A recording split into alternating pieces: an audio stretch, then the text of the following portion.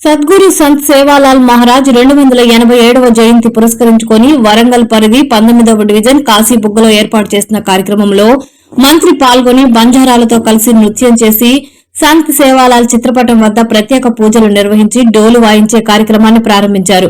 ఈ కార్యక్రమంలో కార్పొరేటర్లు పోసాల పద్మ, ఓని స్వర్ణలత, భాస్కర్, వస్కుల బాబు, బార్నే సురేష్, చింతాకుల అనిల్ కుమార్, ఆర్డీఓ సుమా, ఏసీపీ శుభం, ట్రైనీ ఐపీఎస్ మనీషా, తహసీల్దార్ శ్రీకాంత్, బంజారా ప్రతినిధులు మోతీ నాయక్, బాలాజీ తదితరులు పాల్గొన్నారు.